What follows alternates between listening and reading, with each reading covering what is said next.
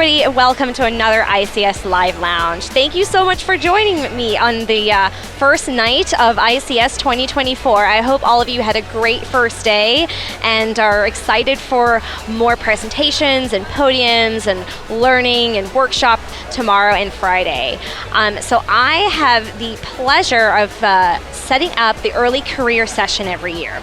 This is an amazing session that is targeted to our early career professionals, whether they are trainees, just out of training, or even students who are trying to decide if this is the right career path for them. And so every year we pick a topic and some speakers who we think would be really impactful for our early career professionals. And so this year we were really lucky to have Dr. Zainab Noor with us today. Dr. Noor is a clinical psychologist, and she gave an excellent talk on burnout. Now, burnout is an incredibly important topic because all of us suffer burnout in some sort of capacity during our careers, and knowing how to kind of identify it and handle burnout or handle the stresses that can cause burnout are really crucial. So I thank you so much, Dr. Noor, for coming and joining us today. And I also have with me Dr. Marissa Vega. So Dr. Marissa Vega is a third-year urogynecology fellow at the Cleveland Clinic, and she is starting actually as a new attending next year. And so this talk was really targeted to someone like Dr. Vega, who is kind of in the midst of finishing her training and about to start on her career. So thank you so much, Dr. Noor, for joining us today, and kind of tell us a little bit about, an overview of what you talked about today in the early career session. Recognizing that what helps us keep balance is our internal regulatory system, so the emotion regulation. And psychologists like to think of emotional regulation in kind of three ways. We have the drive system, we have the threat system, and we have, luckily, a soothing system. And if we have an ability to tap into all three and manage the challenges with all three, then we will thrive or rise to the challenges. But if we are over-relying on one or two of these systems to the exclusion of the other, then we're likely burning ourselves out. And usually what we do is in healthcare, because we're kind of high achievers, is that we over-rely on the threat system and the drive system. The drive system is what drives us to achieve, to master, to want, to be successful. We all need that in our lives as part of fulfillment. And when that gets out of hand, when we don't access our ability for calmness, for safety, for contentedness, then we can overextend ourselves and go into that threat mode of you're just defending your status and yourself from attack, right? And that's not a really nice way to live. What do you think, Marissa? So coming from the perspective of a learner, I feel like there's almost a constant threat of having to meet to the next step, growing to the next step. Yeah. You're constantly learning. You're not at this steady state, which I'm sure continues as you're in practice, but it feels very much a part of my daily life still. And so during your talk, I actually reflected a lot on my residency, which has huge threats because you're learning how to be a doctor, you're learning how to be a surgeon for the first time, and kind of reflecting that I essentially had very, very few soothing systems. And my drive was out of control because I was trying to match this big threat. Sure. And so what I was trying to take from your talk was really looking for the next step. I'm a third year, about to start my step as a practicing physician pretty soon. Like, what can I do to try and prevent burnout? Like you say, it continues. And so I actually was thinking of the question, part of your soothing mechanism is self-compassion, and I wanted to kind of hear your perspective of what you do to help yourself avoid burnout. Of course, and I'd be happy to share that. But I mean, please know that one of the great ways to manage the stressors of daily life, burnout included, is the ability to self-reflect. Exactly what you did.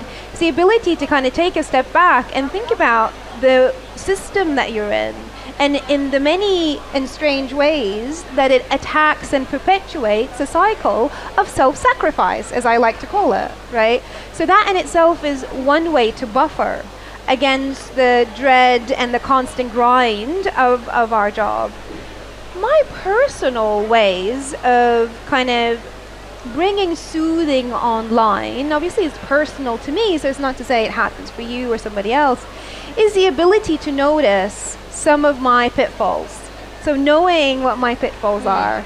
I know when I'm passionate about something, I'm going to give it 101%. And I know that at some point, I'm going to lose some of that steam and I'm going to start self-attacking. I'm going to think it's me. Not only am I going to think it's me and I'm failing, I'm also going to think I'm the only one and everyone else is doing a great job, right? So that makes me really isolated. And what that makes me also do is not ask for help. So that's my personal experience, right? So knowing these things, I put in place some measures. So knowing that about me, I will share with, so all psychologists in the UK, in order to be eligible for practice, must have a supervisor, kind of a named mentor, if you will, that you need to check in with, say once a month or something like that. You have your own arrangement. So I share these insights with my supervisor and we work on them together. And my supervisor helps me to kind of remind me of where I am in the system. So are you in drive? Are you going to get towards threat at some point? What are you going to do with that? Remember when you said to me, you think you're going to be alone in this? So we're here now. So do you think that you are alone? So it's just recognizing your own pitfalls, but none of that comes if you don't do the self-reflection, which is exactly where you are. And I think an important point that you mentioned in the talk as well is how important it is to, our natural instinct is to, just like what you said, push people away. Yeah. Is to isolate. And when you're in your burnout mode and your drive mode and you just want to be alone, you want to get the work done, you're self-attacking and telling yourself that you're not doing a good job and you don't deserve the help from anybody else. And so I think... Or the help makes you weak, forgive me. And so I think having, just like what you said, a sort of a supervisor or a mentor that can check in and you can turn to, but also maybe like what you talked about, the peers and colleagues who are kind of in the same place as you are, just like when you have the support during residency. Indeed. So therefore, we need the other, and that's what the kind of evolution of the soothing system, this is about neurobiology, right? So the evolution of the soothing system comes from the very idea of the attachment, right? So we attach ourselves to our caregivers. Why do we do that? To soothe, right? To be able to survive. We need others to survive. So if you're insulating yourself, you're unlikely to buffer yourself against those daily stressors, and that's going to grind you down because you're only human. And it's not your fault that your brain is structured in such a way that it needs all these different things, right? But it is your responsibility to enact them in your system. So we need others. And I think having an ability to recognize that needing others doesn't come from a place of weakness, but your own biology dictates that you need others, I think lessens the shame and blame that can be associated with, hey, I need some help. And going to your peers and having a community that fosters that sense of peer-to-peer support. Does that make sense? Yeah, and I think that word community, I think, was really important and resonated with me during the talk. And it's having, your community at home, your community at work, and your community that you're kind of trying to get to. So for me, that's going to be, for example, Dr. Wallace and, potentially being in her shoes one day and kind of seeing, where she's at and following the good things that she does, and also recognizing some of the stresses too. Yeah. And I think, this talk really, Marissa, was for you and sort of others in your shoes out there. So reflecting back, do you feel like, looking at times when you have identified yourself as being burnt out, like in residency, do you feel like you're going to be able to maybe take some of the strategies that Dr. Noor talked about and kind of apply that into your daily life as you move forward? Yeah, definitely. And I think, she actually gave us some structured questions, which was really nice. I have them on my phone. Everyone was taking, pictures of the slides to kind of go home and tonight reflect on and, journal and write out, what was I feeling in residency and why did I feel that way, and what were some support systems maybe I pushed away instead of leaned on. so that I have that both written down and, you know, in my brain to go when I'm starting to feel that threat, go back and be like, well, maybe I should try and focus on, you know, this part of my community to make myself feel like I'm more balanced. Yeah. Yeah, and I really liked that exercise that you did at the end, because where, you know, we as a group, we each paired up and kind of took a moment to really look at each other and think about this other person in front of them, because, you know, I think one of the things that we forget is other people are a lot kinder to you than you are to yourself, and so they recognize the challenges that you're going through, even if you don't think that other people do, they do. And so they're going to give you a lot of grace, and they're only going to, like you said, wish you the very best. And it's so, I think, easy to shut off from those good wishes, as opposed to, you know, to open up to other people who only wish you the best and to ask for help. I think that was actually a big takeaway from me, was the self-compassion.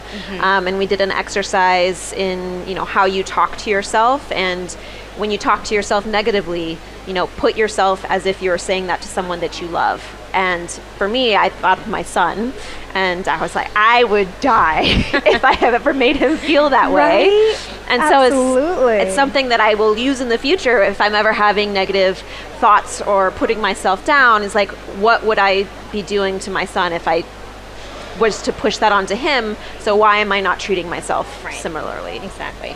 Absolutely, and it's that precise ability to discern between self-attack, so it's not criticism even, it's self-attack versus self-improvement, or you know, self-aggrandizing.